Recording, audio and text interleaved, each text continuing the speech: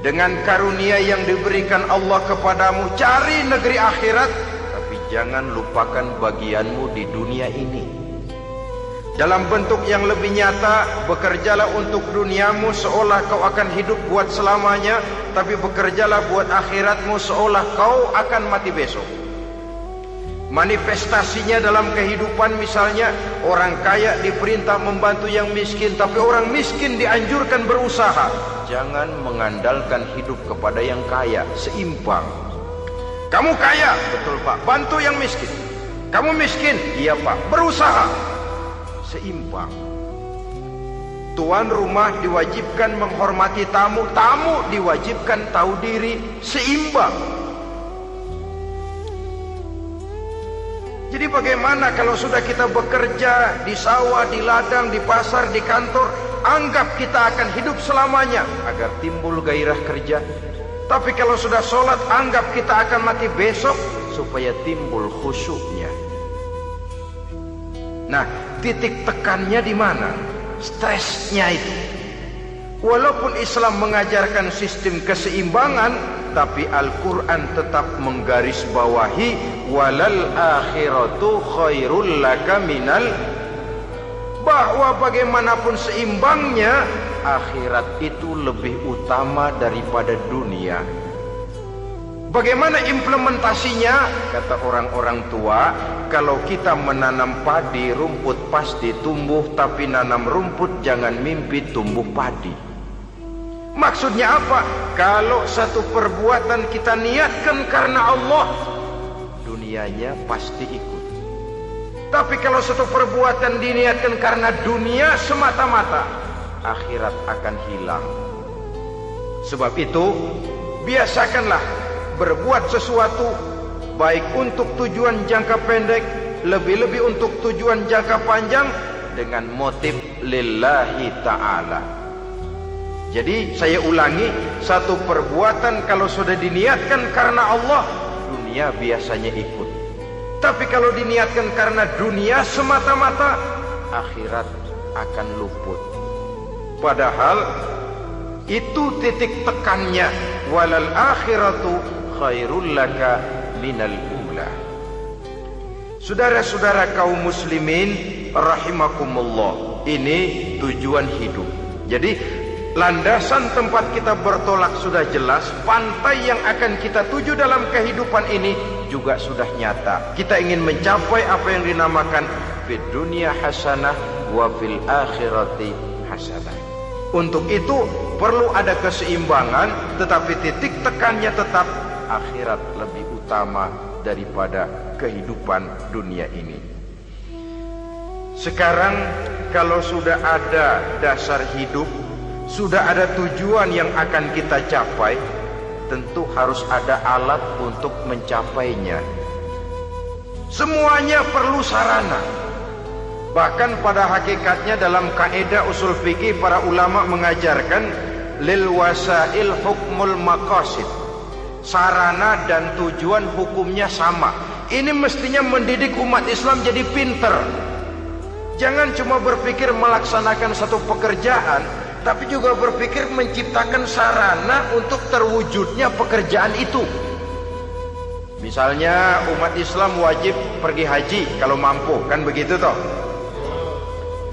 Kalau dia umat Islam Indonesia, tentu pergi hajinya ke Mekah. Mekah, Jeddah, Mekah, Indonesia, perlu sarana angkutan untuk sampai ke sana. Kapal laut, kapal udara.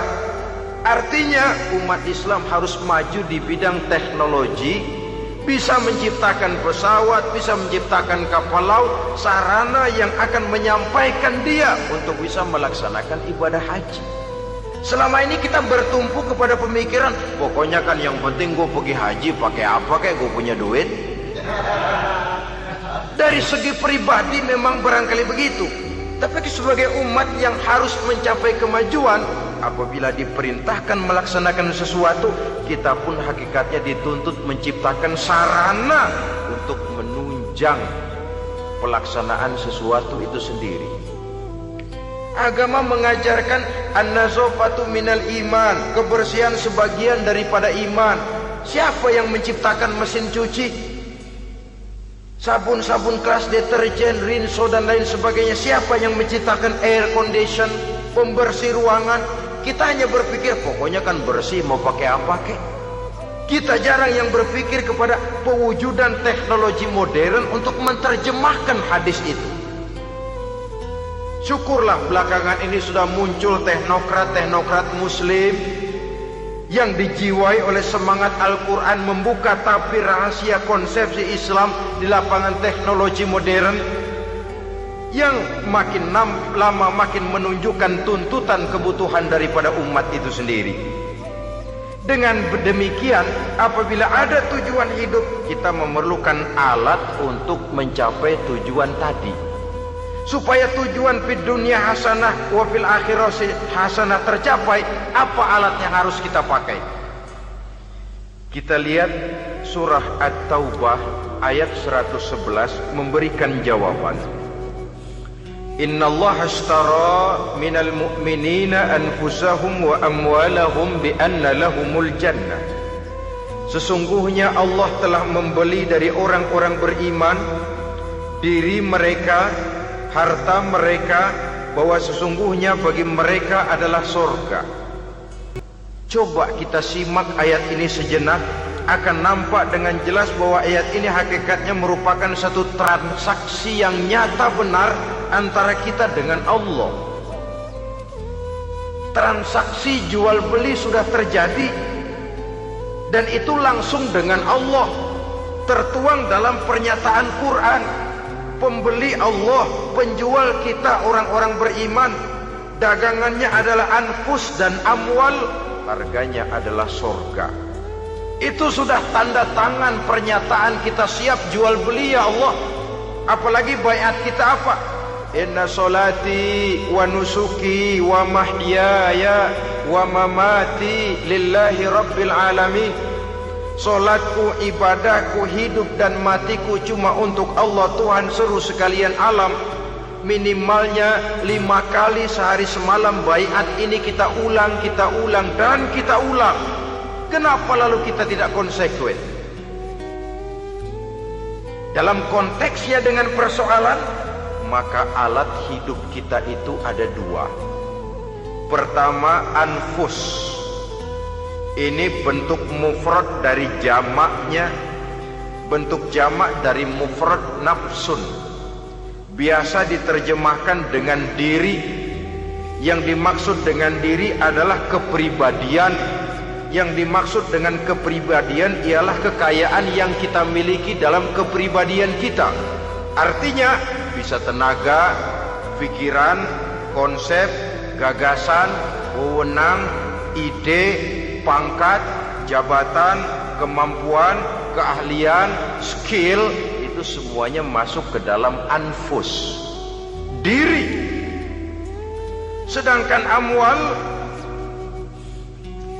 bentuk jamak dari mufrad malun, biasa diterjemahkan dengan harta. Pengertian di sini ialah seluruh bentuk-bentuk materi yang berada di bawah kekuasaan kita. Bisa rumah, bisa uang, bisa tanah, bisa kebun, bisa pabrik, bisa peternakan, itu semuanya amwal. Nah, baik anfus maupun amwal, diri, tenaga kek, pikiran kek, harta kek, pangkat kek, jabatan kek, wewenang kek, keahlian kek, untuk tujuan jangka pendek harus jadi rahmah bagi lingkungan. Untuk tujuan jangka panjang harus menunjang jalan menuju ridho Allah. Jadi kalau pangkat kita menjauhkan kita dari ridho Allah, itu bukan nikmat tuh, azab. Punya pangkat bukan melakukan kebaikan, malah melakukan kejahatan, setidak-tidaknya berdiri di belakang kejahatan, melindungi perbuatan-perbuatan munkar. Dalam kelas kakap melindungi korupsi, dalam kelas teri jadi backing tukang koprok. Umpamanya itu sudah menyalahi alat tidak digunakan untuk mencapai tujuan. Itu untuk tujuan jangka pendek. Lalu amwal, harta, uang, tanah, rumah, kebun untuk tujuan jangka pendek harus menjadi rahmah bagi lingkungan. Sedang untuk tujuan jangka panjang, baik diri maupun harta harus menunjang jalan menuju ridho Allah, harus meningkatkan prestasi ibadah kita kepada Allah Subhanahu wa ta'ala. Malah yang namanya amwal ini tanggung jawabnya lebih berat loh saudara. Kalau saudara diberikan ilmu, sidang akhirat cuma satu. Ilmumu kau amalkan untuk apa? Saudara diberikan umur panjang, pengadilan akhirat cuma bertanya satu, umurmu kau habiskan di mana? Tapi saudara diberikan harta, pertanyaan akhirat dua, hartamu kau dapat dari mana? Kau belanjakan kemana? Dari mananya dan kemananya ditanya, depan belakang. Kadang-kadang kan ada orang hartanya didapat dari jalan yang halal, dibelanjakan di jalan haram. Kerja peras keringat banting tulang setengah mati, begitu dapat duit beli buntutan, muter-muter kertas cari kode. Didapat dari jalan halal, dibelanjakan di jalan haram. Atau didapat dari cara yang haram, dibelanjakan di jalan yang baik. Menang judi, nyumbang pesantren. Nabi mengajarkan innallaha thayyibun la yaqbalu illa thayyib. Allah itu baik dan hanya menerima yang baik-baik saja. Tidak bisa mencuci kain dengan air najis. Kain akan tetap kotor. Saudara-saudara kaum muslimin rahimakumullah. Oleh karenanya masalahnya terpulang kepada kita, pandai-pandailah membagi orientasi. Suatu saat tenggelam kita dalam kesibukan dunia dan seluruh isinya untuk mencapai tujuan jangka pendek. Lain saat tenggelam kita memfanakan diri untuk mencapai tujuan jangka panjang, akhirat dan ridho Allah. Karena kehidupan ini bukan berjalan tanpa batas. Umur ini bukan satu karunia tanpa pertanggungan jawab. Satu saat setuju atau tidak, rela atau terpaksa, kita akan sampai kepada garis finish daripada perjalanan kehidupan dunia ini, yang memang merupakan satu perjalanan panjang, a walking tall. Kata orang Kulon, a walking tall, satu jalan yang demikian jauhnya. Entoh kita akan sampai ke garis finish. Bila datang ajal, senja kehidupan datang, malam menyelimuti. Datangnya tidak pernah kita sangka, tapi sekali dia datang, tidak satu kekuatan yang bisa menolak. Kehadirannya tidak pernah kita harapkan, tapi satu kali dia datang bertamu, pasti terjadi. Dan itu pasti akan kita temui. Alangkah malangnya pada saat kembali itu datang, kita tidak punya prestasi ibadah. Lalu apa artinya prestasi dunia? Apa artinya tujuan jangka pendek kalau kita harus kehilangan tujuan jangka panjang? Rumah kita yang besar, pangkat kita yang tinggi, harta kita yang banyak, bisakah menolong kita untuk kalau sudah kumpul di padang mahsyar nanti? Malaikat, jangan gebugin saya, rumah saya harga 2 miliar.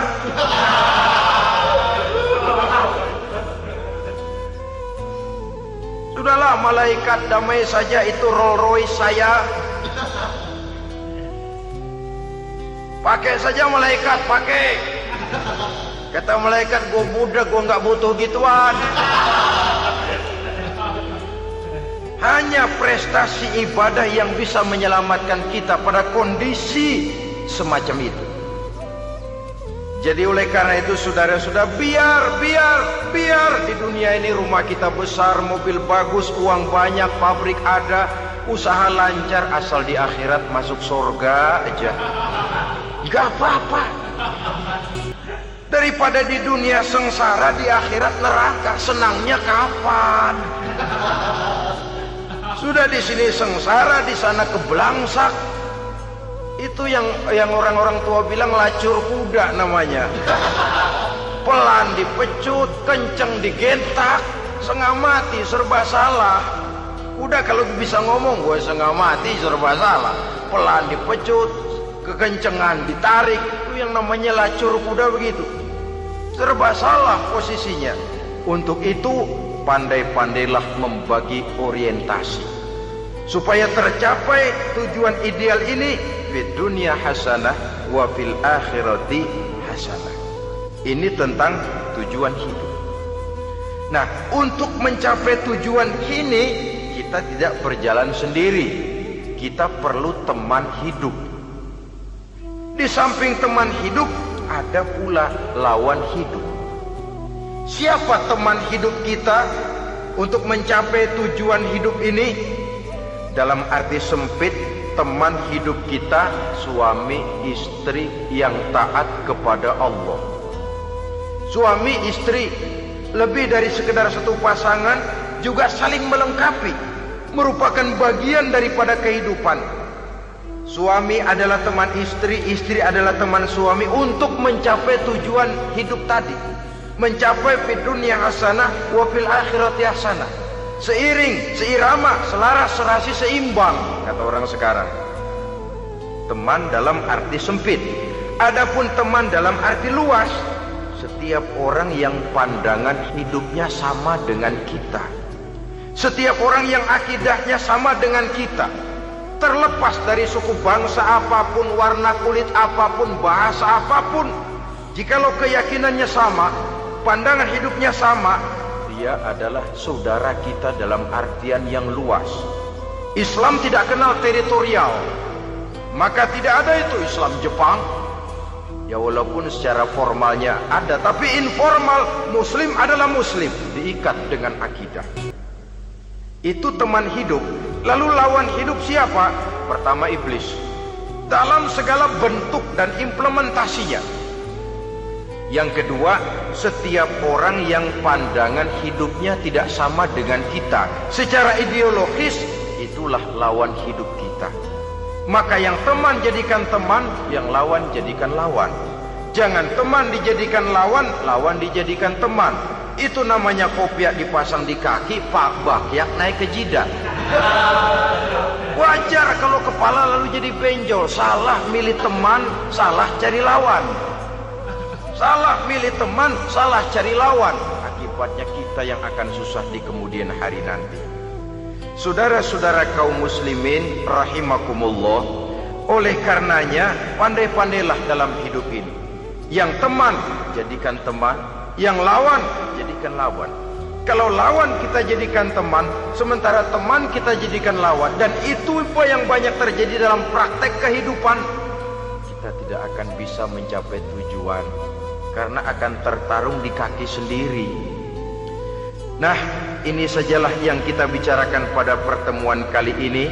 Mudah-mudahan ada manfaatnya. Terima kasih atas segala perhatian. Mohon maaf atas segala kekurangan. Usikum wa nafsi bitaqwallah.